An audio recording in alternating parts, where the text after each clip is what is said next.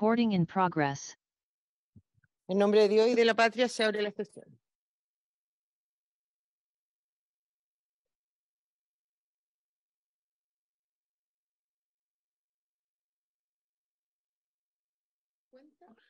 Cuenta, señora presidenta, han llegado a la Secretaría las siguientes comunicaciones. Hay una excusa al señor ministro de Energía por las razones que indica para asistir a la sesión del día de hoy. También ha llegado un oficio de Codelco, mediante el cual responde un oficio enviado por esta comisión en que se solicita un informe completo sobre las razones del deceso del trabajador Fran Holguín. Asimismo, se han recibido las siguientes solicitudes de audiencia. 3 por el proyecto de ley que impulsa la participación de las energías renovables en la matriz energética nacional. Primero, de Generadoras de Chile. Segundo, de la Asociación de Concentración Solar de Potencia, la Asociación Chilena de Pequeñas y Medianas Centrales Hidroeléctricas, APEMEC, y el asesor delegado de la ONG Energía Colectiva, señor Cristian Mírez. También solicita audiencia la empresa canadiense Summit Nanotech, señor Ariel Pliscos, para exponer acerca de la innovadora tecnología de extracción directa de litio y recuperación de agua. Muchas gracias, señor secretario. Vamos a dar comienzo a las exposiciones. En esta sesión no vamos a votar. Tenemos un largo listado de distintas instituciones y personas que nos han solicitado exponer. Vamos a escucharlos a todos en esta y en la sesión siguiente. Y ahí tomamos el acuerdo si alcanzamos a escucharlo, tanto los que han solicitado como los que han pedido los señores senadores que se han escuchado, cuando votamos el proyecto. Vamos a dar en primer lugar la palabra al doctor Humberto Verdejo de la Universidad Santiago de Chile. Doctor, tiene usted la palabra. Un gusto saludar a la presidenta, por su intermedio saludar a los senadores y a todos los presentes. Perfecto, en honor al tiempo, a tratar de ser lo más adecuado, pongo el cronómetro. Bien, en general quiero entregar algunos mensajes que van en la siguiente línea. Primero, indicar que el proyecto que establece el incremento de cuota afecta a los retiros.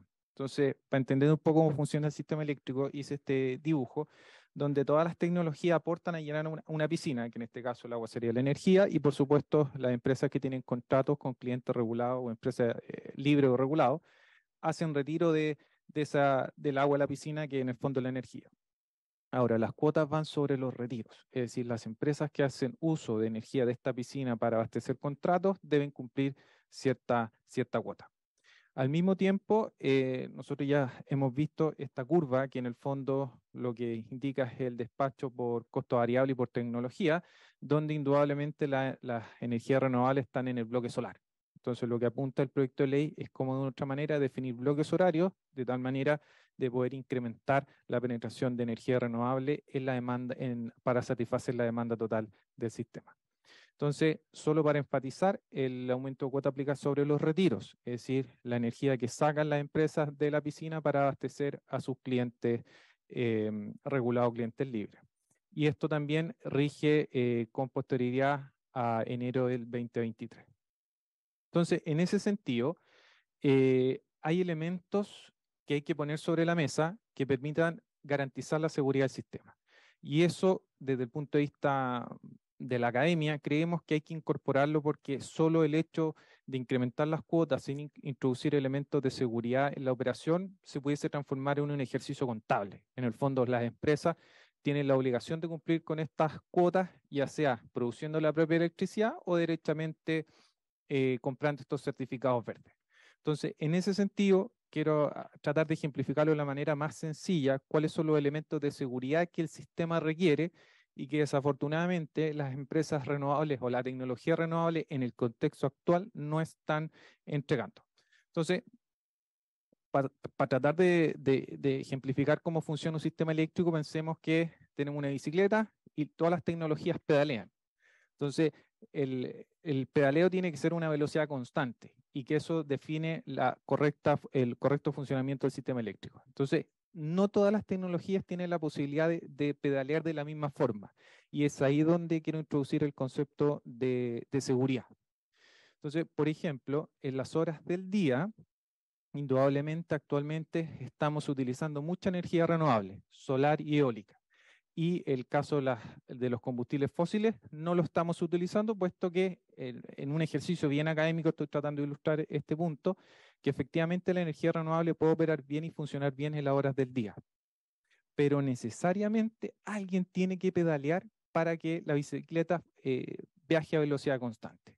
Entonces, esa prestación de que la velocidad de que la bicicleta pedalee o tenga velocidad constante, la tiene que dar alguien. Y la energía renovable en este momento no lo están haciendo. ¿Y qué lo están haciendo? Las centrales convencionales.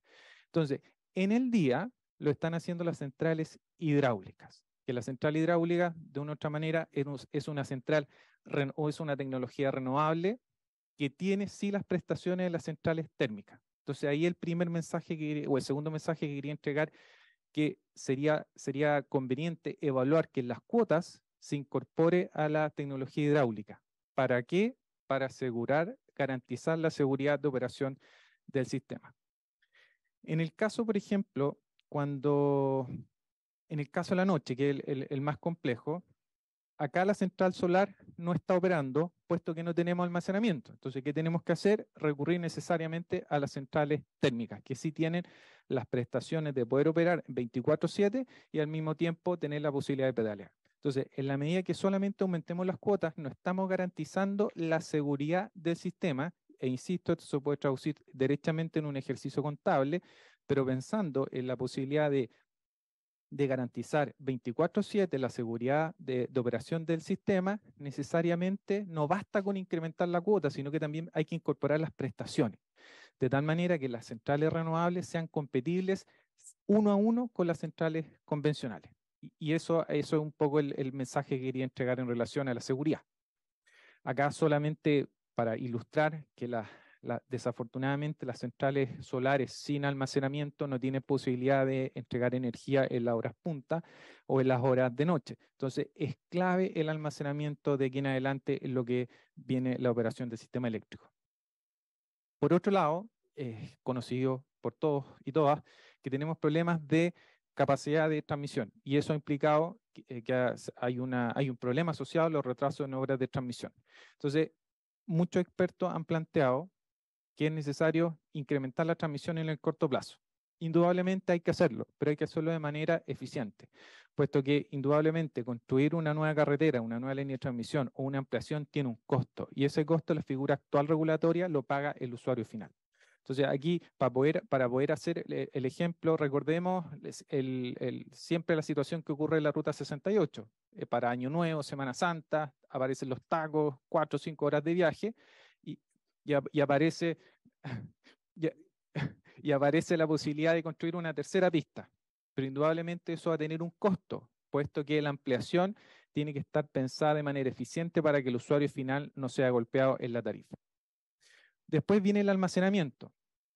¿Y qué implica el almacenamiento? Poder recortar las horas de mayor demanda en función de tecnología barata. Entonces, lo que busca acá el almacenamiento, en teoría, es tomar la energía renovable barata de costo muy bajo, poder guardarla y poder reemplazarla en las horas de mayor demanda. Entonces, indudablemente el almacenamiento es una tarea pendiente. Actualmente también está la discusión del reglamento potencia, y que indudablemente el reglamento pudiese avanzar de una manera más expedita si solamente resolviéramos el tema de almacenamiento, dado que ya tenemos una ley vigente. Entonces regularlo o llevarlo a la práctica con el almacenamiento permitiría de otra manera poder aprovechar la energía solar ahora en las horas de mayor demanda.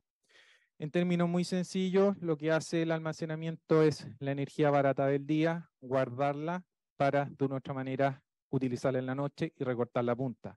Eso significa que durante el día, si la curva azul es la demanda, lo que hace el almacenamiento es tratar de aplanarla, puesto que el sistema de transmisión es el mismo las 24 horas del día. Entonces lo que hay que hacer es tratar de una otra manera de utilizar la energía de una manera eficiente durante el día, la barata, y que al mismo tiempo sea segura. Ese elemento, Presidenta, por su intermedio, dejarlo súper claro, que tenemos que garantizar la seguridad del sistema. Porque indudablemente, ¿qué es lo que tenemos ahora? Tenemos alta penetración de energía renovable, pero los costos laterales que están asociados a la seguridad están por las nubes. Es decir, estamos pagando, o los clientes libres particularmente, están pagando altos precios de servicio complementario.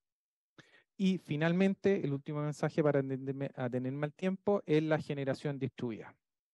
que indudablemente nosotros lo que esperamos es que los recursos distribuidos se utilicen, lleguen al usuario final para llevar la transición energética al último usuario, es decir, al residencial.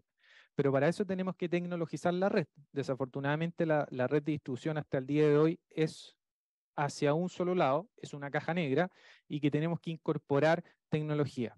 Y en ese sentido, el hecho de instalar recursos distribuidos va a generar problemas técnicos que hay que resolver. Y eso implica mayor tecnología y eso implica hacer una revisión completa de la regulación del segmento de distribución para dar sentido efectivamente a que los recursos distribuidos se incrementen.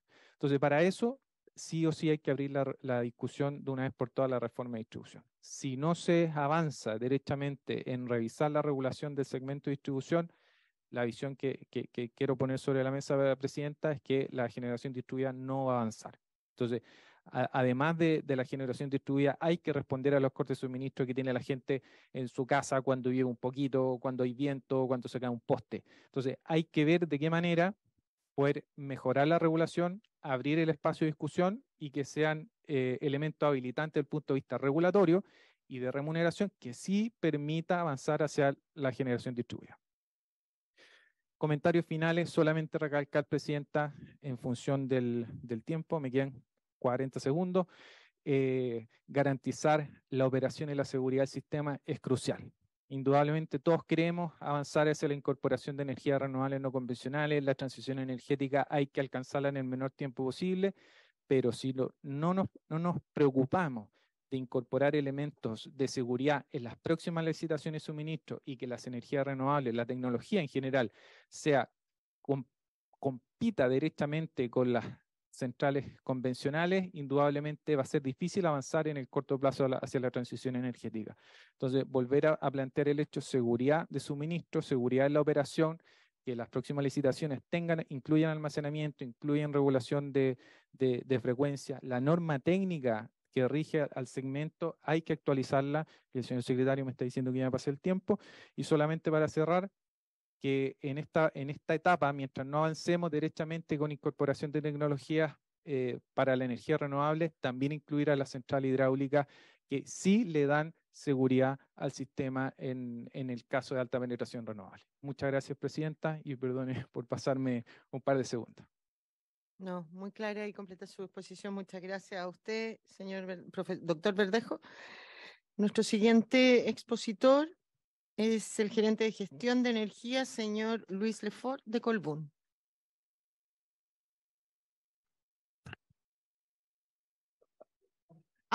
Sí, perdón. Wow. Va a exponer Juan Eduardo Vázquez, gerente de energía de Colbún. Bien, le damos la palabra entonces a don Eduardo Vázquez. Sí, muchas gracias, Presidenta, y también por su intermedio agradecer a la Comisión para efectos de poder acoger, ¿cierto?, nuestra propuesta de observaciones al proyecto de ley.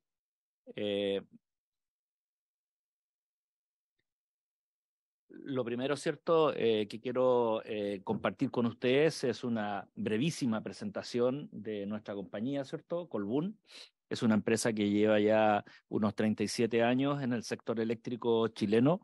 Actualmente tenemos una capacidad instalada que es 62% de fuente renovable. También hemos tenido una orientación comercial muy fuerte hacia el segmento de los clientes libres. El 94% de nuestras ventas está destinado a dicho segmento. En Chile tenemos sobre 3.400 megawatts instalados, lo que representa un 16% aproximadamente de lo que se consume en energía en Chile. Y la compañía, ¿cierto?, actualmente tiene un sistema con proveedores de alrededor de 3.200 proveedores, 334 clientes y 977 colaboradores internos. Nuestra compañía tiene un desafío claro, muy fuerte, y está orientado, ¿cierto?, hacia las energías renovables. Actualmente nosotros tenemos ya 4 instalaciones en operación, una en la región del Maule, otra en la región metropolitana. Son 2 parques fotovoltaicos. Un tercero, ¿cierto?, en la zona norte, en Diego de Almagro, un parque que tiene sobre 200 megavatios, que fue instalado hace pocos meses. También estamos terminando de instalar un sistema de almacenamiento que va a ser el primero en Chile que mezcla fotovoltaico, ¿cierto?, con almacenamiento de batería. Y en este momento, además, estamos terminando de iniciar, yo diría, la construcción de un parque eólico que se llama Horizonte, que está en la zona de Taltal. Es un parque de 812 megawatts aproximadamente y esperamos terminar de ponerlo en servicio el próximo año. Este es un parque que tiene la particularidad de ser, yo diría, hoy el más grande que vamos a tener en la región latinoamericana y es un desafío muy importante para el sector eléctrico nacional. Chile ha sido uno de los países más destacados en el despliegue de la energía renovable y nosotros eso lo felicitamos y lo reconocemos. Es algo que tenemos que mantener. Hemos pasado una cifra, ¿cierto?, que teníamos casi cero hacia el año 2010 a un 28% solo en eólica y fotovoltaica el año 2022. Este es un camino que hay que seguir trabajándolo.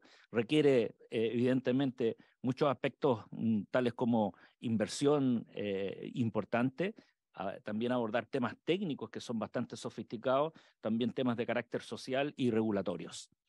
Nosotros creemos que el Ejecutivo ha desarrollado una propuesta, ¿cierto?, lo que se ha denominado medidas para el segundo tiempo de la transición energética. Creemos que en general los términos de esta propuesta apuntan en términos positivos hacia las soluciones de los temas que estamos observando actualmente. Una mirada, ¿cierto?, respecto al tema del proyecto de ley de incentivos a las renovables, lo hacemos sobre la base de cuantificar efectivamente qué es lo que estamos observando hacia el año 2030. En primer lugar, ¿cierto?, concordamos con las cifras que ha estado elaborando la Comisión Nacional de Energía en el sentido de que el consumo a abastecer en Chile va a ser del orden de los 88 terawatt-horas anuales en el año 2030.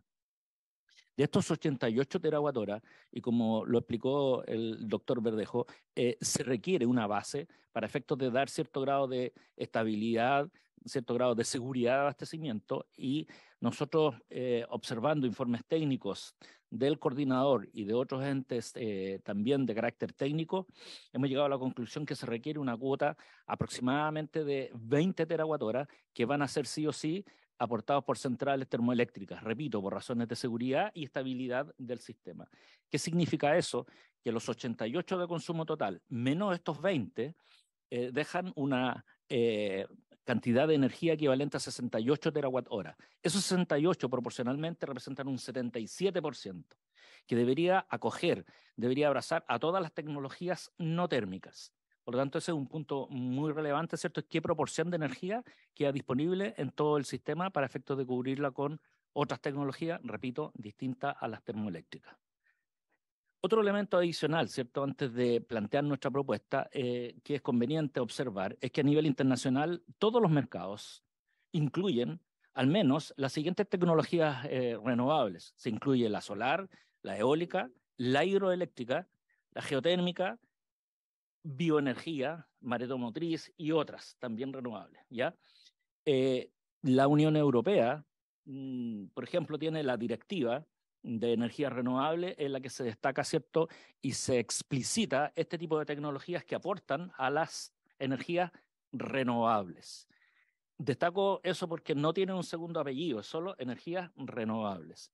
Lo mismo el Reino Unido, lo mismo, ¿cierto?, Estados Unidos, y también la definición de energía renovable de la propia Naciones Unidas. Es decir, se acogen a todas las tecnologías en las energías renovables, como las que ya acabo de mencionar, solar, eólica, hidráulica al menos. Otro elemento de contexto es que en general no se hace una diferenciación entre energía convencional y no convencional, sino que es solo energía renovable. Y este elemento es bastante importante por el hecho de que nosotros en algún momento hicimos una separación, una definición, porque era necesario incentivar la energía renovable, la solar, la eólica, ¿cierto? Porque se consideraba esencial, ¿cierto?, su participación de mercado y su incorporación al sistema chileno, pero no eran competitivas. Entonces era necesario impulsar y crear un mecanismo que les diera el espacio. Actualmente, y yo creo que felizmente podemos observar que el mercado ha mostrado de que estas tecnologías son competitivas y se han ganado el espacio en el mercado y pueden seguir creciendo en forma muy favorable. Otro elemento a considerar, ¿cierto?, es que los países y los sistemas desarrollados se ponen objetivos porque nosotros creemos que es necesario ponerse objetivos y ojalá ambiciosos, pero también realistas.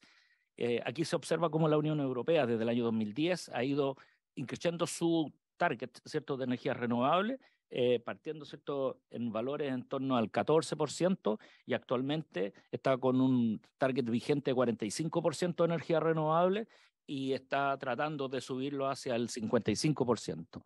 En el caso el gobierno de Biden, ¿cierto?, en Estados Unidos, también están con un objetivo que es bastante más ambicioso y está en torno al 80% de energía renovable hacia el año 2030. Pero todos con una tendencia clara a incentivar el uso de este tipo de tecnología y nosotros yo creo que también tenemos que seguir en la misma senda. Es necesario reconocer que la energía hidroeléctrica es renovable. También se ha mencionado, ¿cierto?, ya en la exposición anterior, cuáles son las razones, las virtudes que tiene la energía hidroeléctrica. Nosotros creemos que Chile requiere ser cada vez más competitivo a nivel mundial en los distintos sectores industriales donde participamos. Nosotros tenemos muchas compañías de exportación, ¿cierto?, que compiten en los mercados internacionales y por lo tanto una componente importante es la competitividad. Lo segundo es que el suministro energético sea seguro y también es fundamental que sea limpio, eficiente. Y en este contexto, mantener el concepto de no convencional, estimamos que se puede convertir en una restricción o una camisa de fuerza, ¿cierto?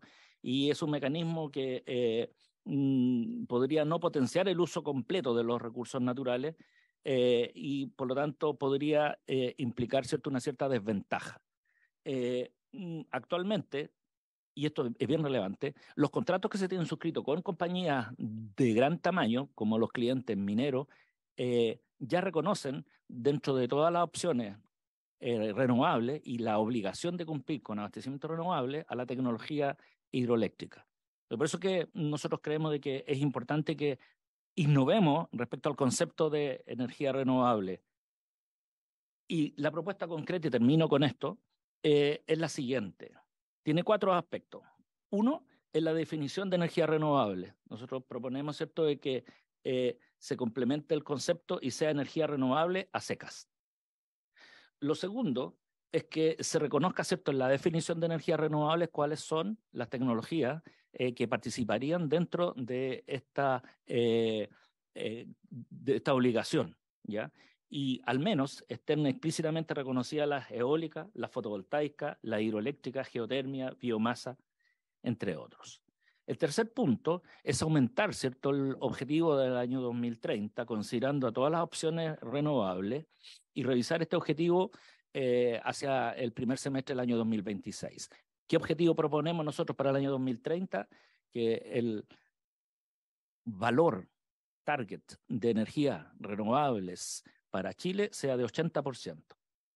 Y que dicho objetivo, repito, se revise porque podemos tener modificaciones importantes en el sistema que pueden hacer subir dicho valor o mantenerlo y esto sería razonable observarlo hacia el primer semestre del año 2026.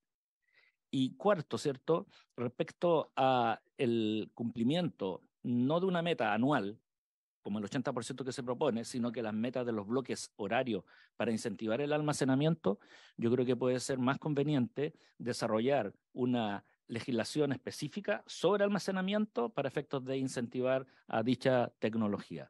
Poner foco, ¿cierto?, en ello puede ser mucho más relevante. Termino señalando de que es muy importante de que la dimensión, ¿cierto?, del porcentaje sea el correcto y no sobredimensionemos. Sobredimensionar, para que tengan una idea de un orden de magnitud, en un 10% la cuota de energía renovable puede implicar tener una sobreinversión de alrededor de 3.000 a 4.000 millones de dólares que quedaría ociosa y sería innecesaria para la sociedad chilena. Muchas gracias, Presidenta. Muchas gracias a usted, don Juan Eduardo. Tiene la palabra ahora doña Sara Larraín de Chile Sustentable. Bienvenida, señora Larraín. Tiene usted la palabra. Muy bien.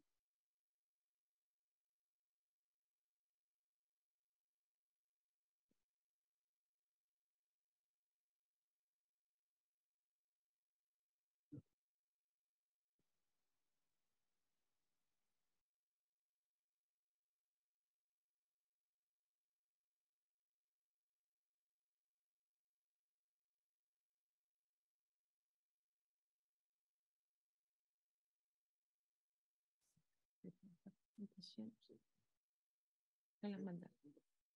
No, WhatsApp, correo no los veo nunca.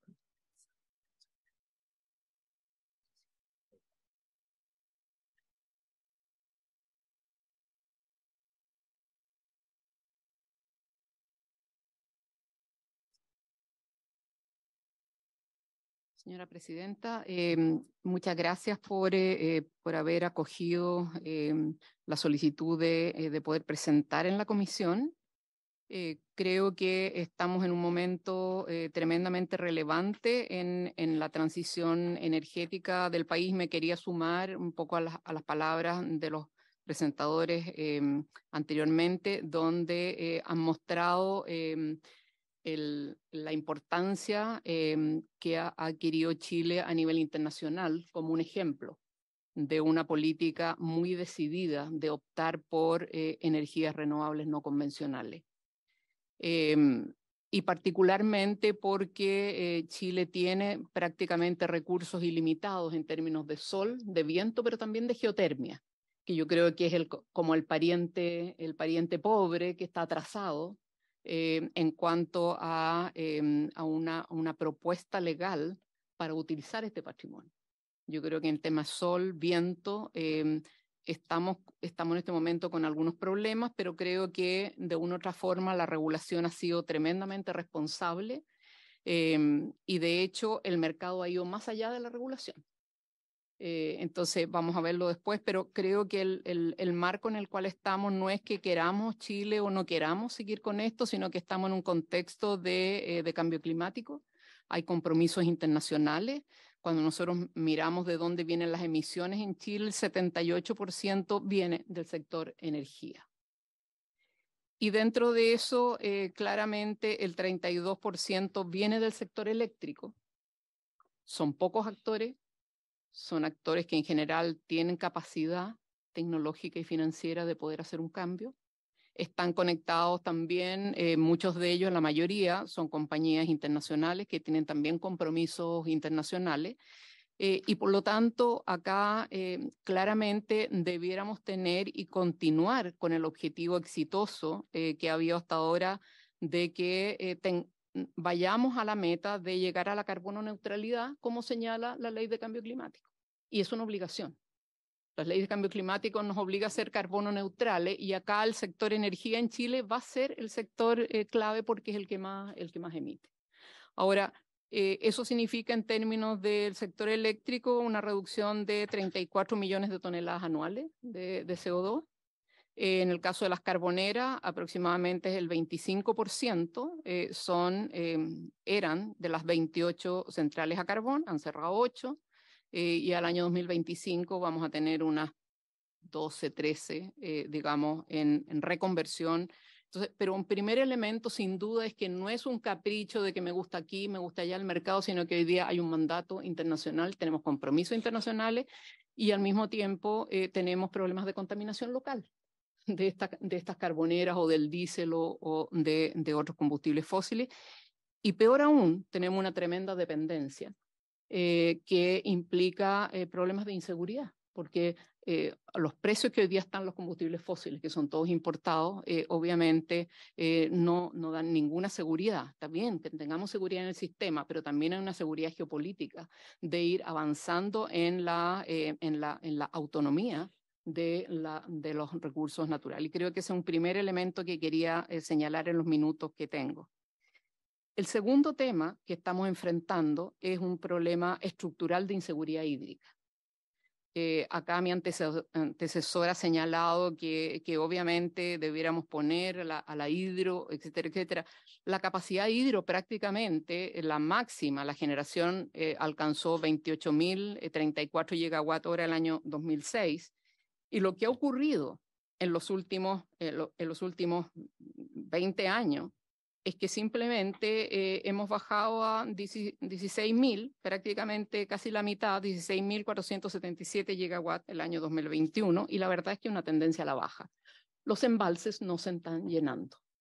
El agua que hay en nuestras cuencas, independiente que nos vayamos muy al sur, ¿no es cierto?, implica que no podemos apoyarnos hoy día en una transición hacia energías limpias, no podemos apoyarnos como pensábamos en el pasado en la hidroelectricidad, porque lamentablemente el cambio climático trae inseguridad hídrica. Y no es solamente la mega sequía, sino que el calentamiento global, la reducción de las precipitaciones implica que los embalses no se están llenando. Y por lo tanto vamos a seguir con los problemas de un sector que en el pasado fue muy relevante en Chile. No nos olvidemos que la electrificación en Chile se hizo en base a esta fuente, pero hoy día estamos en un contexto en que simplemente no da. Entonces, ahí yo difiero, y yo creo que es más entretenido para ustedes también, yo difiero de mi antecesor. ¿Por qué? Porque creo que no es un factor de seguridad el apuntar a la hidroelectricidad, sino que al contrario. Creo que más bien debiéramos seguir con las nuevas fuentes que son infinitas y al mismo tiempo son difíciles de apropiar, porque el sol, el viento son difíciles de apropiar y debiéramos ir más bien hacia un liderazgo del Estado en mirar la geotermia como una fuente de energía 24 horas y que obviamente Chile tiene un tremendo potencial también. Pero la hidroelectricidad en el contexto del cambio climático es inseguridad, lamentablemente. Claramente me voy a referir a la ley. La ley tiene 4 puntos principales, no me voy a demorar en esto, pero me voy a referir a nuestras observaciones. Creemos que es una ley que llega en un momento importante. Hoy día, como decía, ya superamos la meta del 20% de energías renovables no convencionales. Quiero hacer primero 2 observaciones a la generación de gran escala y después 2 observaciones a la generación distribuida. El proyecto propone aumentar la meta de generación a un 60% el año 2030 y una obligación de 40% en los bloques horarios. La verdad es que la meta obligatoria del 20% que se logró en el gobierno del presidente Piñera ya está superada. O sea, esto deberíamos lograrlo en el año 2025, es decir, en 2 años más, pero ya se superó hace bastante tiempo. Fue sobrepasada antes del año 2020. Y ahí, bueno, nosotros nos decíamos que éramos locos, qué sé yo, pero la verdad es que el mercado y lo que se podía verdaderamente superó a la timidez del Estado en aquella época, de apuntar solamente al 20%. En 2022 se llegó a 33%.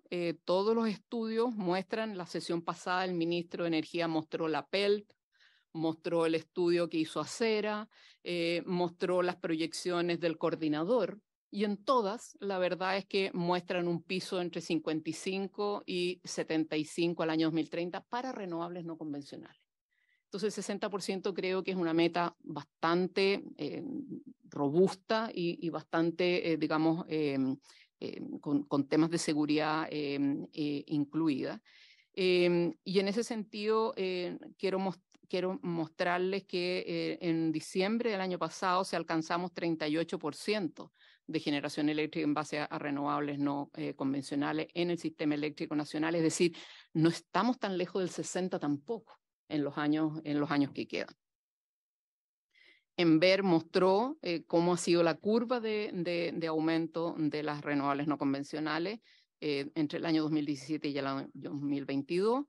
El año pasado, entre agosto del 2021 y septiembre del 2022, superó la eólica y la solar, superó al carbón por un año completo, lo que era impensable antes.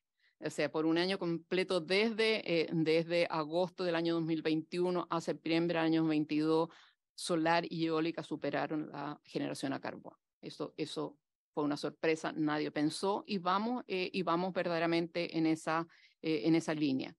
La licitación de suministro para los clientes regulados, claramente para el periodo 2026-2040, equivalente al 7,3% del consumo proyectado por distribuidoras para el año 2026, son solamente proyectos renovables.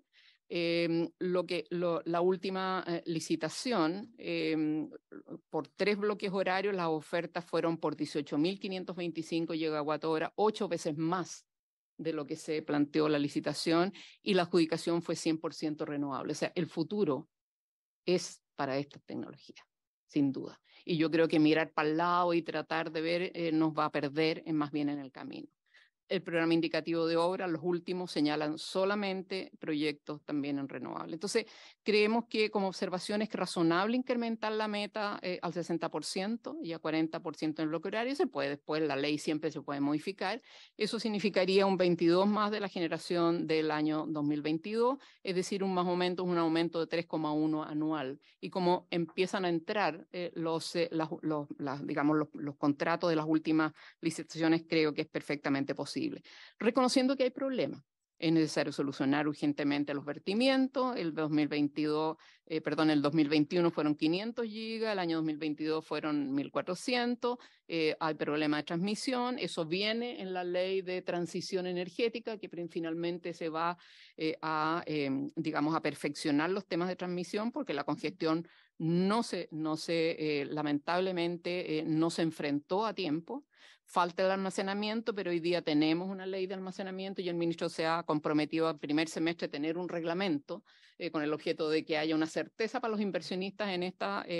Y obviamente tenemos serias falencias en la operación del coordinador eléctrico porque no hay flexibilidad, etcétera, y por lo tanto no apoya, sino que más bien obstaculiza que estas energías puedan ingresar. Congestión en la transmisión, ¿por qué? Lamentablemente, acá hay un problema serio de falta de implementación de la ley de transmisión. Señora Presidenta, a mí me tocó estar monitoreando la ley de transmisión que se promulgó el año 2016. Hicimos un tremendo esfuerzo por establecer polos de desarrollo para los lugares donde se iban a instalar estas tecnologías, con el objeto de establecer líneas de transmisión con holguras. No se implementó. Lamentablemente, el gobierno siguiente no implementó la ley de transmisión, no implementó las franjas. Hoy día estamos con un proyecto de una línea grande sin la franja. Entonces, aquí lamentablemente ha faltado un liderazgo del Estado de realmente implementar las leyes que nos hemos esforzado tremendamente en aprobar como sociedad y particularmente este Congreso. Entonces, no es que hoy día tenemos una sorpresa con gestión de la transmisión, no. Acá, lamentablemente, la ley del año 2016 no se implementó. Y eso podría haber dado seguridad al inversionista en renovables y podría haber dado certeza a las comunidades también de que de repente un día para otro no le caiga un elefante encima, sino que hay un cierto elemento y eso está.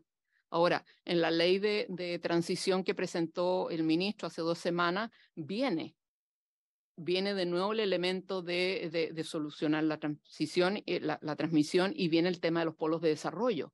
Pero discúlpenme, esto debió haberse implementado hace bastante tiempo. Acá hay un tema tremendamente relevante y me quiero referir de nuevo a la propuesta que creo que es súper complejo incluir la hidroelectricidad. Muchas gracias. La ley establece un sistema de información y un registro de generación de renovable desde el ingreso a la red, desde la inyección hasta el consumo final. Eso facilita la trazabilidad para los certificados de energías renovables no convencionales como instrumentos de mercado que reconocen el atributo de generación limpia.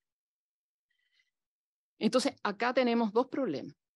El primer problema es que si el sector que hoy día ya tiene instalada la infraestructura hidráulica quiere que sea considerado bajo este concepto, es que quiere recibir un certificado que después va a incorporar dentro de este mercado porque se va a pagar el atributo. No nos parece que la hidroelectricidad ya instalada vaya a tener esta misma franquicia de poder verdaderamente tener este atributo de generación limpia que fue diseñado particularmente para estos recursos abundantes como el sol, el viento, la geotermia, etcétera, que tenemos en Chile y que obviamente necesitamos promover. Y creo que el atributo de generación limpia debiera seguir siendo para las energías renovables no convencionales y no para la gran hidroelectricidad. Y creo que la definición que está en la ley, que se incorporó en la ley Corta 1 y la ley Corta 2, creo que es adecuada al respecto. Incorporar la hidroelectricidad generaría una tremenda distorsión de mercado desde nuestra perspectiva en el impulso que queremos dar a estas nuevas energías renovables. Y el segundo elemento que tenemos que tener en cuenta es que claramente puede haber una reducción o escasez de certificados, o puede haber un incremento del valor de estos certificados si es que no manejamos bien los problemas vinculados a los vertimientos, a las inyecciones y al sistema de operación del sistema eléctrico. Y muy rápidamente, porque se me acaba el tiempo, la generación distribuida, nosotros tenemos dos observaciones. Primero, creemos que es muy positivo pasar de 300 a 500 kilos. Esto, cuando pasamos de los 100 a los 300, hubo un tremendo aumento de la instalación de proyectos de generación distribuida. Creo que esto va a impulsar nuevamente un tremendo incremento en la generación distribuida y eso es muy positivo. Creemos que es muy positivo remover la barrera de mercado en el sentido de que la Comisión Nacional de Energía establezca fórmulas y que no deje a las generadoras distribuidoras negociando solo con la distribuidora, porque ahí la cancha no es pareja. Y yo creo que es tremendamente relevante que la CNE constituya fórmulas concretas para que esto pueda hacerse más transparente y más equitativo. Y tenemos dos elementos más. Nosotros creemos que debiera haber una meta. No sé si en este proyecto de ley o en el proyecto de ley de transición energética, Presidenta, pero creo que podríamos avanzar hacia una meta de 6 gigawatts de energía distribuida al año 2040, con una obligación para el sector público, para el Estado, de ir hacia energías limpias, y luego una obligación a las distribuidoras. Con el objeto de que Chile, además de la gran energía, podamos ir con unas metas de generación distribuida, que esto puede ayudar mucho al desarrollo local, al desarrollo de las pymes, etc. Le ruego si puede cerrar, sí. Señora Larraín, porque si no, por respeto a los demás y que alcancen a exponer todos, por favor. Perfecto. Y hay dos elementos que se los voy a dejar, no los voy a exponer, pero poner algunos detalles o incluir algunos detalles en la obligación a la Superintendencia de Electricidad y Combustibles y a la CNE de proporcionar información pública más detallada en relación a la generación distribuida. Hoy día es muy genérica, no ayuda, digamos, al desarrollo del sector, y ahí, podemos también ofrecer algún tipo de indicación si es que la comisión va a aceptar indicaciones, o algunos parlamentarios pueden hacer indicaciones. Y también tenemos una propuesta de extender la excepción de acreditación de la propiedad conjunta a organizaciones sin fines de lucro y cooperativas. Por ejemplo, cooperativas de agua potable rural o asociaciones de agua potable rural que son sin fines de lucro. Entonces aquí hay un tema de exceptuar la acreditación de la propiedad para esta generación distribuida, que puede ser tremendamente relevante. Muchas gracias, Presidenta. Muchas gracias a usted, doña Sara Larraín, agradecemos su presentación.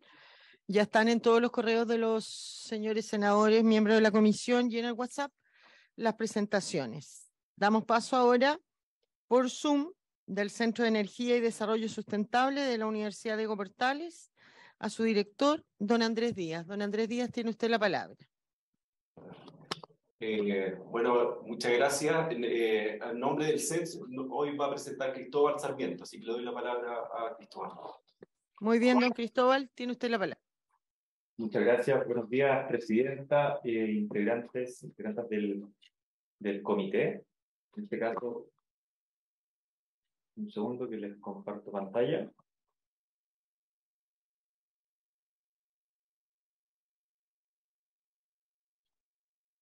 Sí.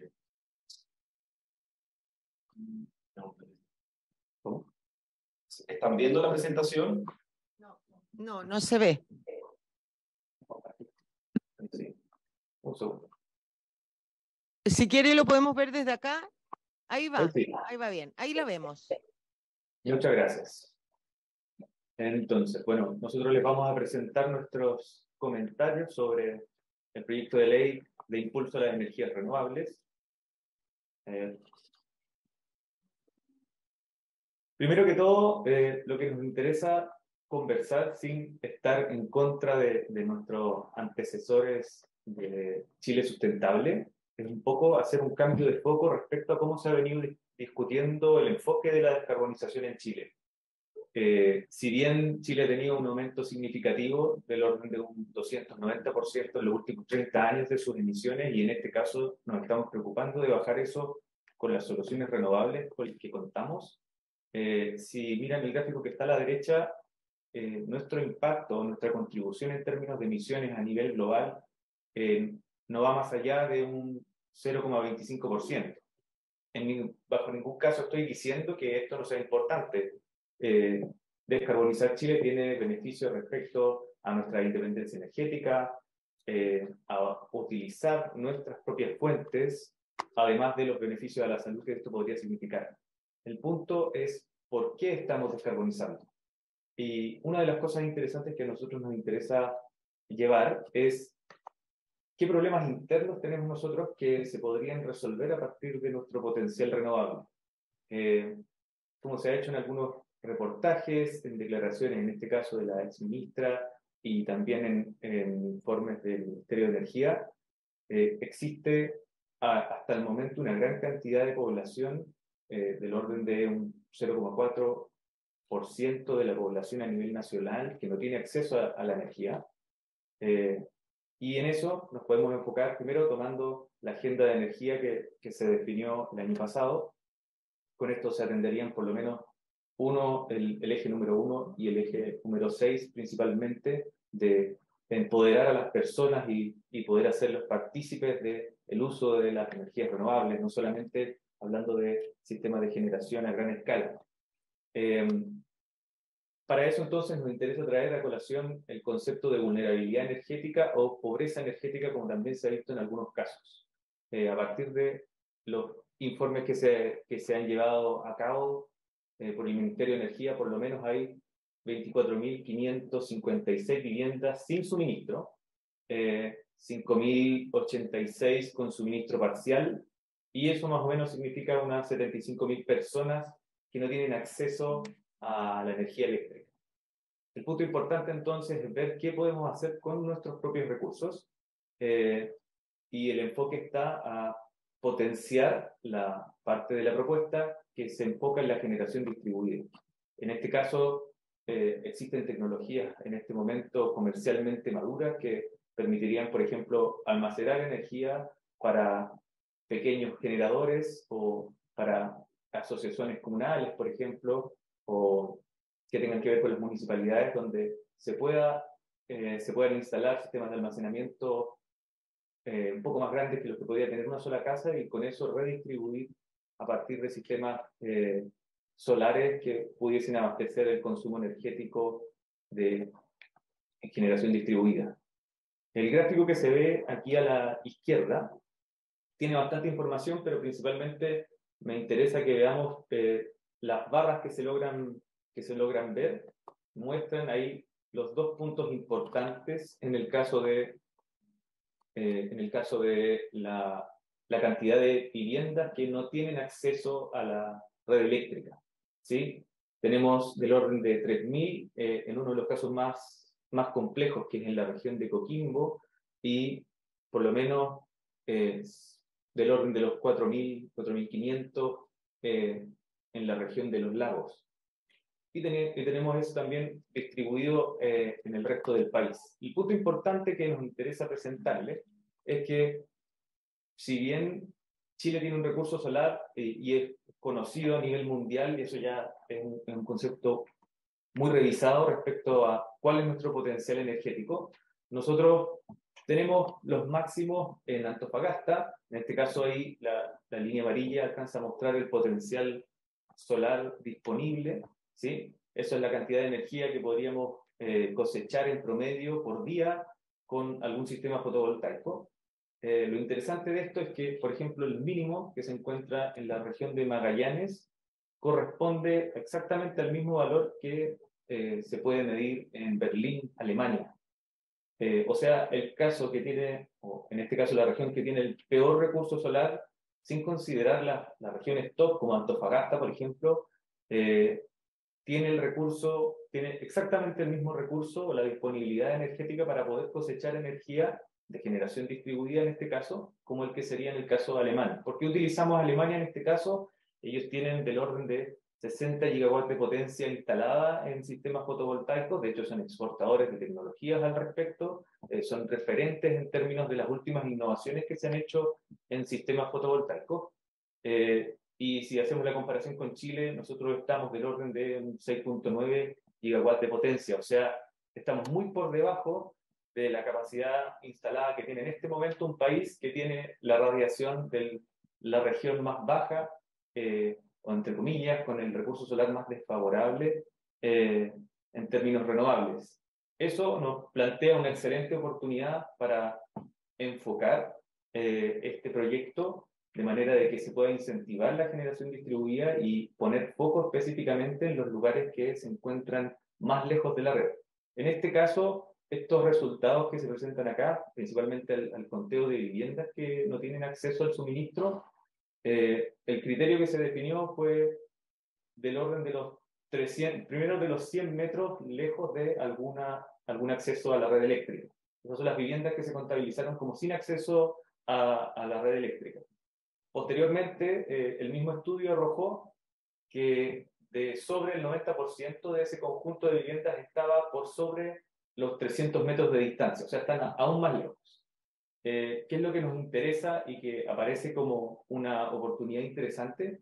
Es que se pueda definir soluciones que aprovechen los sistemas fotovoltaicos y los almacenamientos existentes en este momento en el mercado como tecnologías probadas para lugares que puedan estar del orden de los 300 metros o cerca, relativamente cerca de la red, para poder aprovechar las leyes que ya existen, la ley de Net Billing, por ejemplo, y también enfocar soluciones específicas con incentivos específicos para la gente que se encuentra prácticamente haciendo patria en sectores escondidos en la cordillera, por ejemplo. Existen bastantes zonas rezagadas que, por ejemplo, en la región de Magallanes o de Coquimbo en particular, se podría ahondar en el análisis. Entonces, respecto a nuestros comentarios al proyecto, voy a aprovechar los últimos 2 minutos que me quedan. Nosotros valoramos en este caso que se aumente el máximo en este caso para la capacidad instalada individual. Consideramos que es apropiado llegar a 500 kilowatts. Además, también el incentivo respecto a la inyección, eso nos parece algo positivo. Sin embargo, y es lo que yo les comentaba recién, aún el foco de descarbonizar está puesto específicamente en la economía y en lo que tiene que ver con lo que está cercano a la red, y nos falta aumentar lo que tiene que ver con la generación distribuida. En este caso, podríamos hacer un aporte significativo a la sociedad, pensando hacia adentro como país, aumentando la generación distribuida, en este caso intentando hacernos cargo de ese 3,5 de la población rural, en este caso, perdón, 0,4 de la población nacional y el 3,5 de la población rural chilena, pensando en la generación distribuida.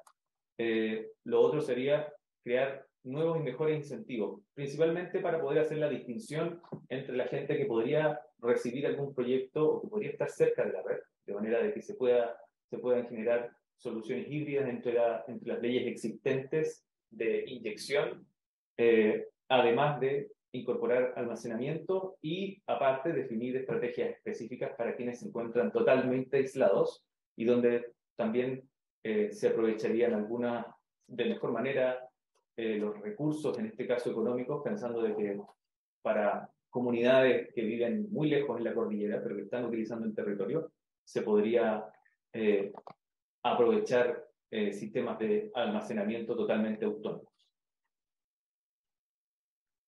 Eso es lo que consideramos principalmente como nuestras observaciones. Muchas gracias, don Andrés Díaz, por su presentación. Le damos la palabra ahora de Acera a la directora ejecutiva, doña Analía Rojas. Doña Analía, tiene usted la palabra por 10 minutos.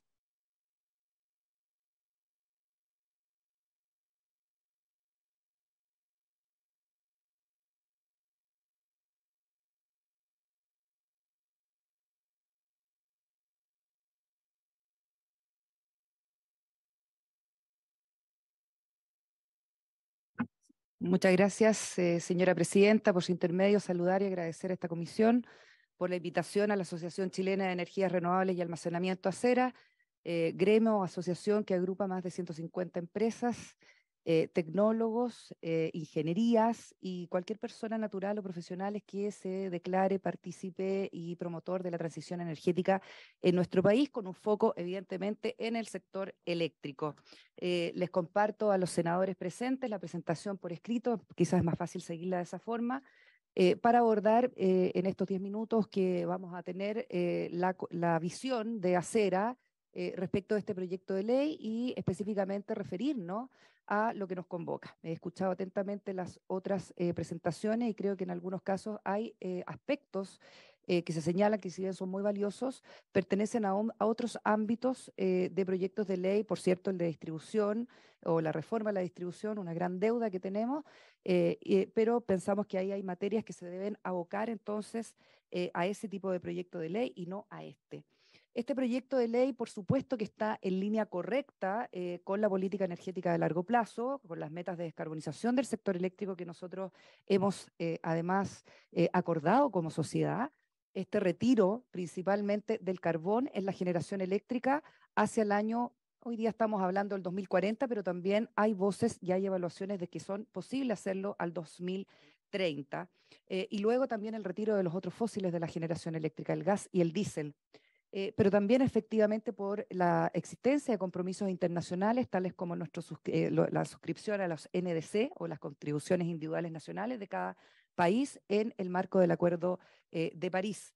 La cuota pareciera ser modesta hoy día, considerando evidentemente que las adiciones de energías renovables no convencionales en los próximos 5 años van a superar en gran parte cualquier expectativa que pudimos tener. Fíjese, señora presidenta, cuando se discutió por primera vez una ley de cuotas y puso este 2025, ¿no? El 20% del 2025.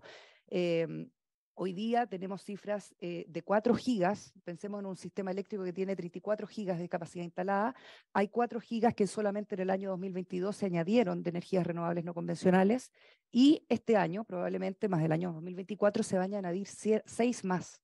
O sea, en solamente 2 años vamos a agregar 10 gigas que van a venir a contribuir, ¿cierto?, a la descarbonización.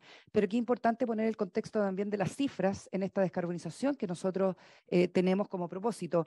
La descarbonización, y en cuanto al retiro de carbón se refiere, intenta quitar o retirar del sistema eléctrico 5,5 gigas de carbón, que es la capacidad actual instalada de este tipo de tecnología contaminante, de los cuales hay 4,8 que están todavía en funcionamiento. ¿Ok?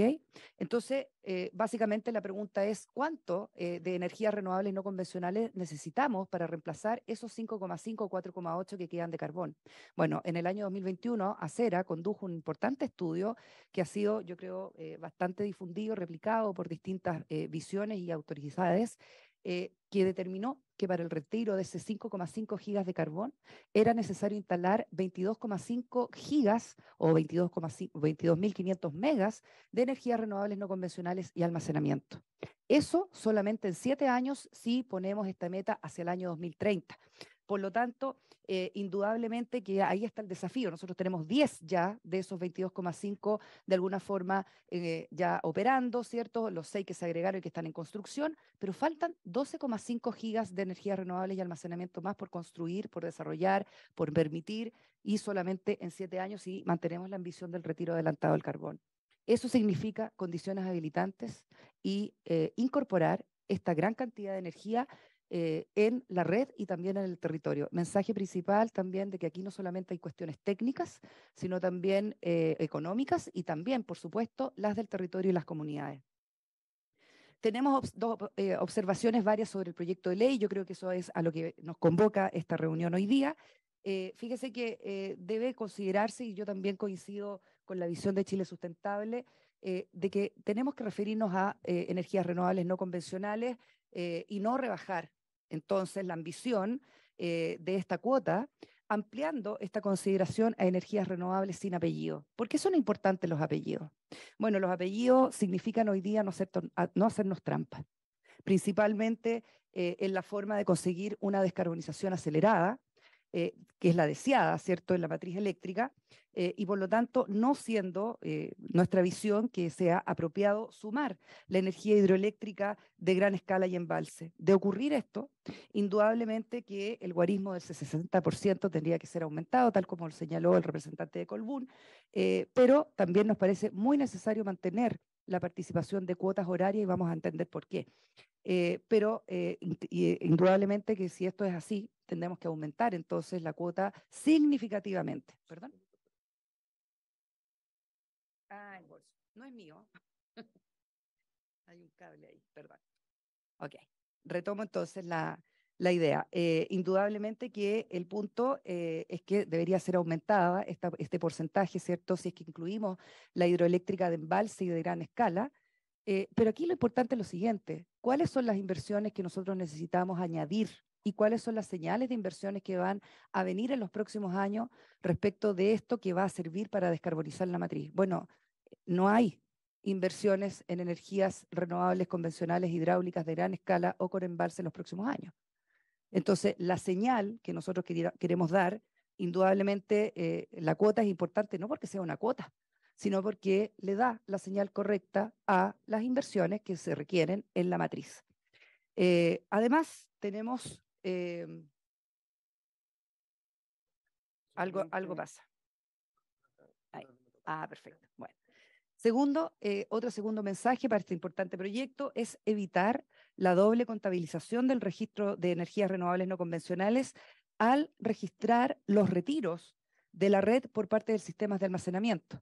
Indudablemente, cuando un sistema de almacenamiento retira energía de la red, va a poder retirar del mix, y el mix hoy día se compone de energías renovables, en ese 33% que señalaba Sara Larraín en su exposición, pero también en un porcentaje importante, un 20-21% de hidroeléctrica de gran escala y el resto de energía térmica. Por lo tanto, hay que tener cuidado con esa contabilización para que luego, cuando las inyecciones de los sistemas de almacenamiento se registren, no se limpie de esa forma y hacer una especie de greenwashing, ¿cierto?, de la energía que proviene de estos sistemas de almacenamiento. Por último, es importante también considerar los vertimientos, los recortes de las energías renovables no convencionales que hoy día afectan gravemente a la industria de este segmento, a propósito entonces de no castigar a agentes que, pudiendo y generando este tipo de energía renovable no convencional, lamentablemente sean castigadas por no cumplir una cuota que en el fondo requiere que la energía esté transmitida en el sistema. Vamos a ver entonces por qué es importante el tema de las cuotas y de la existencia también de estas cuotas en forma anual y también en forma de bloque horario. Bueno, en la forma anual, evidentemente, hoy día estamos, fíjese, con un cumplimiento que excede claramente el requerimiento que se impuso en la ley, que hasta al día de hoy sería este 13%. ¿Ya? Nosotros estamos con una participación de energías renovables no convencionales reconocidas en la red del 38% y por lo tanto es necesario efectivamente actualizar esta cuota. En segundo lugar, porque es necesario mantener los bloques horarios. Bueno, evidentemente ahí en el segundo gráfico de la mano derecha, ustedes pueden encontrar la participación horaria de cada una de los días de un mes. Este es el mes de marzo de este año. Y está entonces la máxima participación de energías renovables no convencionales desde la hora 0 hasta la hora 24. Entendemos entonces esto como un mapa de calor. El mapa evidentemente muestra en su color más rojo, más anaranjado, el máximo que se produce de participación de energías renovables no convencionales entre la hora 8 y 6 de la tarde, más o menos. Y sin embargo, en el resto de las colas del día hay poca participación o muy baja de energías renovables no convencionales. Por eso es tan necesario mantener el incentivo de estas cuotas por bloques horarios para poder trasladar, y como bien lo decía el profesor Verdejo, la energía renovable producida en un bloque horario para ser consumida en otro bloque horario. Me quiero referir de nuevo a el punto sobre la participación de energías renovables convencionales cuando añadimos a esta la participación de la hidráulica convencional. Tenemos en promedio en los últimos 12 meses una participación del 34%. Si le sumamos la hidroeléctrica de gran escala, vamos a sumar un 22%, o sea, vamos a llegar a un 56%, ya está cumplido eso. Por lo tanto, repito, la idea de que si vamos a considerar ese tipo de modificación, indudablemente hay que aumentar la cuota de forma extraordinaria, pero yo creo que lo importante de nuevo es referirnos a las señales de inversión que necesitamos para que la matriz de la generación eléctrica en Chile se descarbonice y principalmente se retire el carbón y aparezcan esos otros 12,5 gigas que se requieren, más allá de los 10 ya que están hoy día en curso para el reemplazo de ese carbón. También importante señalar las reducciones y por qué el punto de los vertimientos que hacíamos. Bueno, miren por favor cómo han ido aumentando los vertimientos de energías renovables no convencionales desde el año 2016 en adelante. El 2017 fue un año crítico, luego el 2018 fue menor al 2017, pero igual hubo algún tipo, el 2019, esto coincide, ¿cierto?, con la interconexión de los sistemas eléctricos del Norte Grande y del Centro, y luego la sincronización de los primeros y últimos tramos de Cardones-Polpaico, con la línea de transmisión, ¿cierto?, que trajo la ventaja de la energía solar y eólica barata del norte hacia los centros de consumo, y por lo tanto, ese es mío. Me pilló mi propio reloj. Y por lo tanto entender que hoy día los vertimientos están en estos niveles. Fíjense, el año 2023 ya tenemos un nivel de vertimiento, el año 2022 también hacían referencia a estos niveles de vertimiento. 600.000 hogares se pudieron haber abastecido con esta energía limpia, barata y sin contaminantes que se perdió en la red. Y equivale también a toda la generación diésel que tuvimos que, por emergencia, entonces, no poder incorporar a la red en términos de estos atributos renovables no convencionales.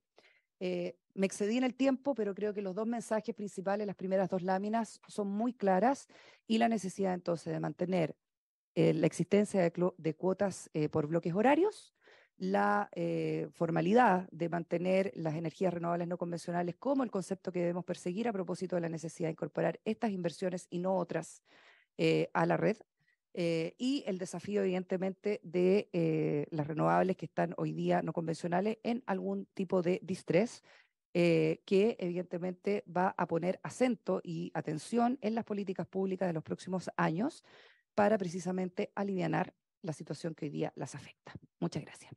Muchas gracias, doña Analía, por su exposición. Finalmente, tenemos de Libertad de Desarrollo al coordinador del Congreso Nacional de este instituto, el señor Juan Ignacio Gómez. Tiene usted la palabra. Muchas gracias, presidenta. Y bueno, mientras cargan la presentación, agradecerle por su intermedio a usted y a los demás senadores miembros de la comisión la posibilidad de estar hoy día acá compartiendo algunas impresiones con ustedes.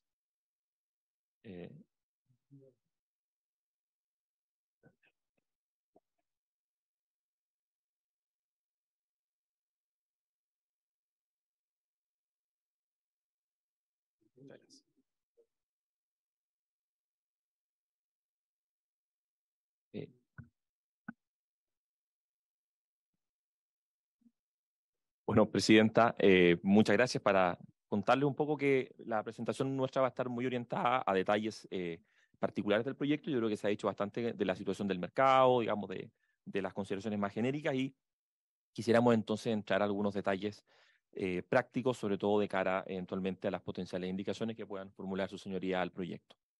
Lo primero es que el primer artículo del proyecto trata sobre establecer con rango legal la obligación de la trazabilidad de energía renovable. Nosotros creemos que es positivo, esto ya es algo que el Coordinador Eléctrico Nacional realiza. Es favorable que se incorpore con rango legal, esto tiene que ver con los sistemas de información pública que mantiene el coordinador. Y por cierto, comentar que si bien creemos que es favorable, sí yo llamaría la atención a la redacción del artículo respectivo. Este es un proyecto que tiene muchas remisiones a los reglamentos. Y en general uno no debería olvidar la disposición de la Constitución Política de la República, que señala que en general las actividades económicas se regulan por ley, no por reglamento, y eso obliga a un examen, sobre todo con detención, de qué remisiones reglamentarias se están haciendo en el proyecto de ley. Llamo la atención por esto particularmente porque el Coordinador Eléctrico Nacional es un organismo independiente, y la forma en que está redactado la remisión reglamentaria podría incidir en que el gobierno determine, a través de la forma en que el reglamento determina la forma de contabilizar la trazabilidad renovable, la incidencia en procesos internos del coordinador eléctrico. Entonces, llamar la atención, digamos, primero sobre esa materia. Posteriormente, el proyecto contempla varias disposiciones sobre generación distribuida. Yo creo que son muchas de ellas muy positivas, y en eso la Cámara de Diputados también hizo un trabajo relevante, sobre todo en la manera de facilitar las conexiones de las instalaciones de generación distribuida. Sin embargo, hay una parte que pasó media colada en la discusión de la Cámara de Diputados que tiene que ver con la habilitación a las municipalidades para hacer net billing colectivo. Aquí simplemente recordar cuáles son las reglas, ¿no? En general, la ley vigente señala que para poder, cuando los usuarios se conectan, ¿no es cierto?, de manera colectiva al net billing, tienen que acreditar la propiedad conjunta de los equipos de generación, tienen que ser clientes sometidos a regulación de precios, inyectar energía a la red, ¿no es cierto? Eso es lo que les permite el derecho, y tienen que estar conectados a un mismo concesionario y suscribir un contrato con diversas menciones, entre ellas las reglas de cómo se reparten los excedentes. Sin embargo, hay un problema formal. La forma en que está redactada la excepción, ¿no es cierto? Si bien hay un inciso que señala lo que acabo de referir, posteriormente el proyecto dice lo anterior no aplica a las municipalidades y luego enuncia reglas, pero no queda claro qué es lo exceptuado. Por ejemplo, no tienen que tener reglas de repartición de excedentes. Quizá eso se podría corregir, es un tema más de forma que de fondo. Sin embargo, donde sí quiero llamar la atención es que la letra C del numeral 6 nuevamente delega a un reglamento la forma en que se van a administrar estos equipamientos que son de propiedad municipal, y además cómo se van a repartir las inyecciones.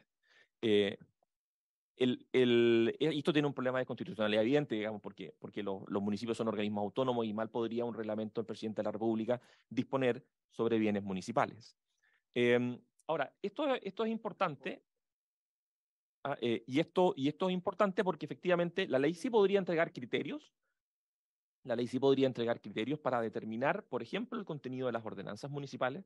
El Tribunal Constitucional ha fallado, por ejemplo, en la sentencia 1669, de que la autonomía municipal no es absoluta. En general hay una cierta vinculación con el legislador, con el gobierno central, pero esto tiene que pensarse bien, ¿no es cierto? Y cuando uno lee la norma, en general, por ejemplo, uno genera dudas. Por ejemplo, hasta qué punto la municipalidad no se transforma en un pequeño generador, si es que en el fondo puede ocupar techos de manera, en principio, indefinida de la comuna, porque en principio no está claro si le afecta el límite a la municipalidad, el límite de inyecciones a la municipalidad, o en realidad es un límite que va por medidor.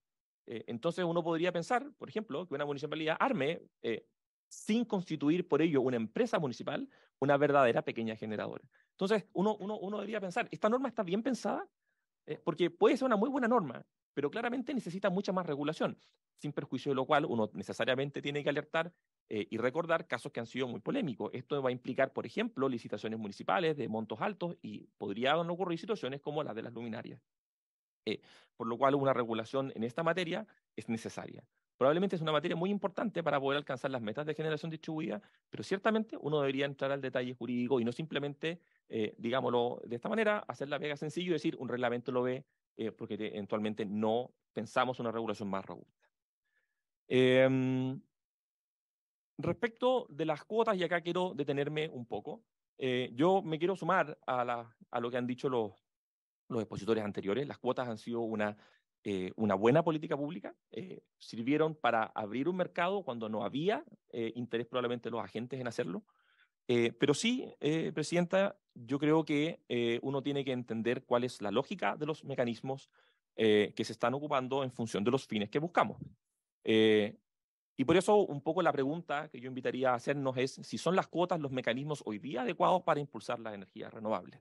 Entonces, veamos algunos datos. Esto es un dato, ¿no es cierto?, del Ministerio de Energía, de la participación de las energías renovables no convencionales por bloques horarios. Y como uno puede ver, en el bloque 2, que va desde las 8 de la mañana hasta casi las 7 de la tarde, la participación es casi del 60%.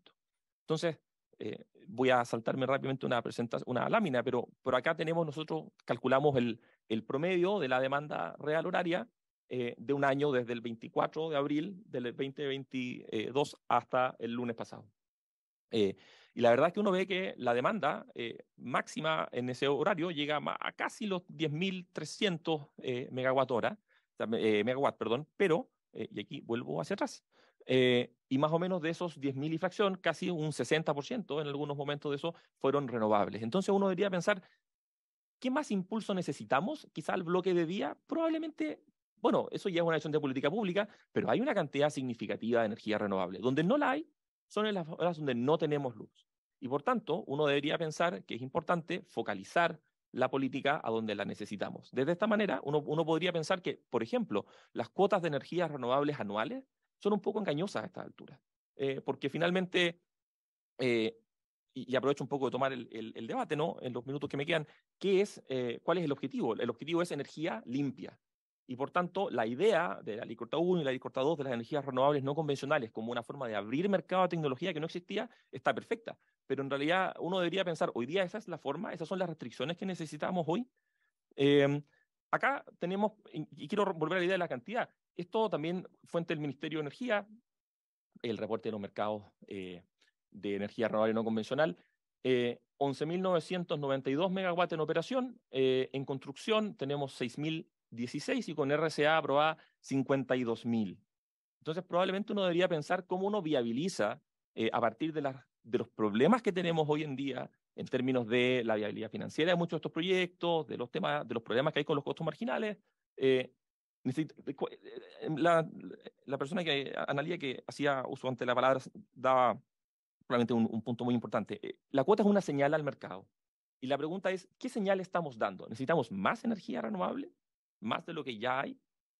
¿O necesitamos quizá otro tipo de señales regulatorias para que lo que hay y lo que venga, que ojalá sea más, ¿no es cierto?, tenga mejores condiciones de lo que podemos ofrecerles hoy día? Entonces, para ir cerrando mi presentación, Presidenta, ¿son las cuotas los mecanismos adecuados para impulsar las energías renovables? Yo creo que hay que distinguir. Probablemente tiene algún sentido, porque el mecanismo fue exitoso en las horas donde no hay luz.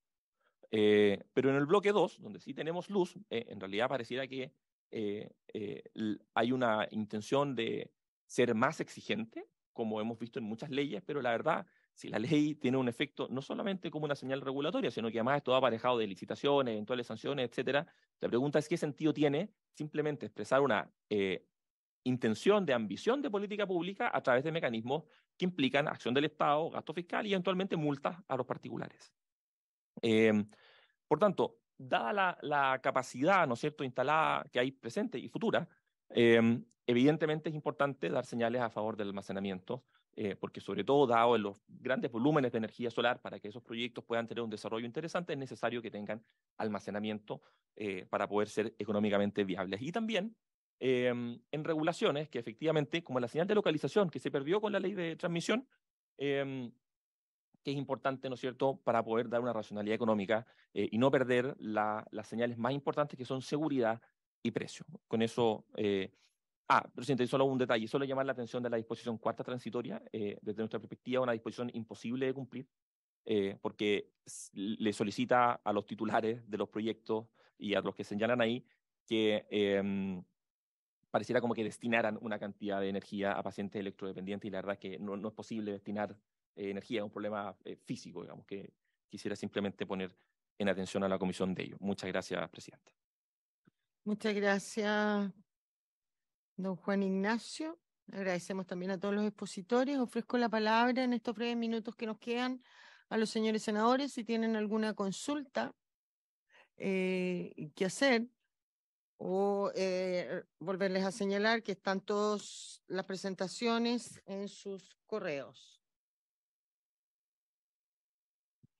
A mí me gustaría hacer solo una consulta que dice relación con el coordinador eléctrico, porque yo creo que los que somos menos entendidos en la materia, ¿no es cierto? Todos ustedes son expertos, tenemos como claro ya que los principales problemas para avanzar en esto es mejorar la transmisión y el almacenamiento.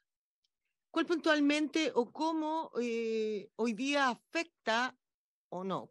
Cambio la pregunta. ¿Cuál es el problema hoy día con el coordinador eléctrico, que varios de ustedes lo mencionaron como el tercer problema, es que probablemente él se preocupa mucho más de la seguridad y no ha avanzado tanto en el tema distribución y almacenamiento. Le falta una normativa. ¿Cómo quisiera yo tener más claridad cuál es el problema que tenemos con el coordinador eléctrico, con la institución? No me refiero a la persona determinada, ¿no es cierto? Y cómo avanzar en solucionar ese problema. Senador Durana, perdón, no sabía que me había... Ha motivado su consulta. El profesor Verdejo fue el único que habló de la carretera eléctrica. Una carretera que tengo entendido que está disponible.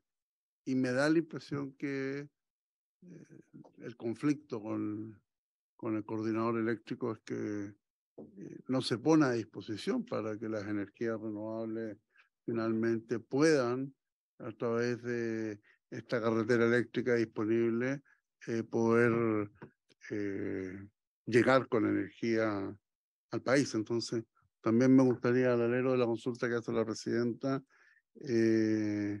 es saber un poco más específicamente de esta carretera eléctrica que aparentemente está disponible y que no toman la decisión de poder ser utilizada. Gracias, senador. Me ha pedido la palabra para contestar doña Analía Rojas. Tenemos pocos minutos porque ha llegado el término, a menos que ustedes me autoricen para postergar por unos minutos más para contestar estas consultas. Así se acuerda. Analía, perdón, senador. Gracias, presidenta. Aquí se ha hablado de que hay un grupo importante de viviendas o familias que no tienen energía. Y la verdad que eso no lo vamos a solucionar con este proyecto de ley, porque hay que poner los bueyes delante de la carreta. Aquí hay que llegar primero con las líneas de transmisión al lugar donde están aquellos residentes. Y eso pasa, generalmente es un castigo a las zonas rurales, que es donde está la mayoría de la gente que hoy día no tiene energía y tampoco va a tener estos beneficios. Ellos van a seguir pagando una energía cara hasta que no se tome una política de Estado de poder llegar a todas estas localidades que hoy día no tienen energía bajo ningún punto de vista, porque es larga la distancia, son muy distantes unas casas de otras, las razones que sean, pero tienen el mismo derecho que todos nosotros de tener esta opción de energía y con una energía barata en el futuro. La región por su intermedio presidente del senador Quintana es un ejemplo. O sea, donde el agua en los ríos fluye, no tienen agua, los APR no tienen energía, no tienen absolutamente nada. Y creo que si esto no va acompañado con un plan de solucionar este tema de fondo de un grupo importante de compatriotas, esto también va a crear un problema el día de mañana, porque ellos se van a sentir discriminados y ni la energía renovable, ni la termoeléctrica, ninguna va a solucionar este problema si no hay una política de Estado de por medio. Quería poner eso en énfasis, presidenta, porque algo que se ha dicho, que hay un grupo importante de gente que no tiene este beneficio de la energía y que obviamente no lo va a tener tampoco con esta ley si no hay una política paralela que logre llegar y penetrar a todos estos lugares aislados de nuestro país, que básicamente, insisto, en las zonas rurales de nuestro país, los que no tienen estos beneficios. Gracias, presidente. Gracias, senador. Analía, ahora sí. Muchas gracias. Difícil la pregunta, señora presidenta, y yo creo que el silencio de mis colegas indica lo complejo que es responder una pregunta respecto de cómo se evalúa un organismo que es independiente, que tiene funciones muy claras por la ley. En la ley del 2016, la 19.923, le estableció claramente las atribuciones y las responsabilidades del coordinador eléctrico en cuanto a la operación del sistema eléctrico, haciéndolo efectivamente un organismo independiente, autónomo, pero, ojo, no exento de mecanismos de rendición de cuentas y accountability que lamentablemente no están hoy día presentes. Eso creo que es un punto súper importante que no es solamente conceptual, es práctico. El coordinador eléctrico es un organismo independiente y autónomo, pero no puede estar ajeno a los temas de rendición de cuentas en el fondo de sus decisiones. Segundo, en la ley se establece claramente que la contraprestación en el artículo 76 a la creación del mercado eléctrico común, que determinó además el acceso o el libre acceso a las redes de electricidad de las unidades de generación, tenían que tener una contraprestación que está claramente señalada en el artículo 87 y que se refiere a la planificación de la transmisión con holguras y redundancias. Ahí hay un punto también en donde participa el coordinador eléctrico en menor medida, pero sí principalmente la CNE, como el órgano que determina esta planificación de la transmisión, en lo que se refiere en el fondo a esta ideación o esta planificación del sistema eléctrico con holguras y con redundancias que no se ha cumplido a lo largo de los años. Eso hoy día entonces tenemos un punto que en el fondo tenemos un divorcio, ¿cierto?, entre la velocidad con la que se ha incorporado la energía renovable no convencional al sistema eléctrico, las pretensiones de descarbonización que creo que son muy importantes de sincerar a esta altura si somos capaces o no de descarbonizar la matriz al 2030 o al 2040, y en contrapartida al rol de las instituciones en el liderazgo de esta transición energética. El Coordinador Eléctrico Nacional, así como todos los operadores eléctricos en el mundo, tienen un rol efectivamente, y los criterios de operación y los criterios de diseño de sus políticas de despacho van a incidir efectivamente en la mayor o menor penetración renovable y de energías renovables no convencionales específicamente. Por último, señalar que el coordinador eléctrico a 6 años de su creación tiene efectivamente desafíos muy importantes que informarle a la población, informarle a las autoridades, y si bien en esta autonomía y esta independencia tiene que ser parte de las conversaciones que desde el mismo ACERA nosotros propiciamos tener. Estamos haciendo un webinar el día 4 de mayo para efectivamente hacer una evaluación del Coordinador Eléctrico Nacional y de sus políticos y de sus áreas de mejora. Lamentablemente el Coordinador Eléctrico no ha sido proclive a participar de este webinar que organiza ACERA, no así las exautoridades de este coordinador eléctrico, tanto de los antiguos SEDEX como también del actual coordinador eléctrico. Así Muchas que gracias, los dejo invitados a ese Elena. debate, porque ahí hay va a haber una información muy importante para discutir sobre el coordinador. Me ha pedido la palabra el señor Humberto Verdejo, doña Sara Larraín y don Juan Eduardo Vázquez. En ese orden, le pido que lo más sucinto posible, porque algunos de los senadores que estamos acá tenemos comisión a las 2:30. Gracias, Presidenta, por su intermedio. Responderle al senador Durana. Lo que pasa es que efectivamente tenemos una carretera eléctrica, pero está saturada, particularmente en algunas horas del día. Y la dificultad que tenemos es los tiempos de construcción de líneas de transmisión. Y ahí es donde tenemos un nudo ciego, por decirlo de otra manera, cómo agilizar los proyectos, la construcción de nuevas líneas. Y en relación a la pregunta de la Presidenta, ¿cuál es el problema con el coordinador? O no sé si es un problema, pero es que la entidad que hace la planificación de la expansión de la red de transmisión es la CNE, y la CNE tarifica. En el fondo tiene doble rol. Entonces, indudablemente, en otros coordinadores a nivel internacional, el que hace la expansión es el operador del sistema. Pero acá tenemos esa doble militancia que genera un tema político, porque al final del día no se pueden construir infinitos Quirmanlo Aguirre, porque eso va a impactar en tarifa. Y la autoridad lo que le interesa o tiene que cautelar es que la tarifa no suba al usuario final. Gracias, Presidente. Muchas gracias. Doña Sara, tiene usted la palabra. Señora Presidenta, dos elementos que son relevantes. La primera, hemos optado en los últimos años, la sociedad chilena, por tener una transición energética hacia energías limpias. Eso implica, con excepción de la geotermia, que el sistema va hacia un conjunto mayoritario de energías variables. Por lo tanto, en esta planificación que ha señalado el profesor Verdejo, tanto del coordinador como de la CNE, usted tiene que entender la naturaleza del tipo de energía que usted está planificando.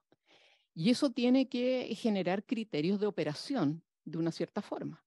Y usted puede ver en todos los gráficos de la Agencia Internacional de Energía, de la Agencia Internacional de Energías Renovables, donde a usted, en relación a un marco de penetración de energías renovables variables, van cambiando los sistemas de operación.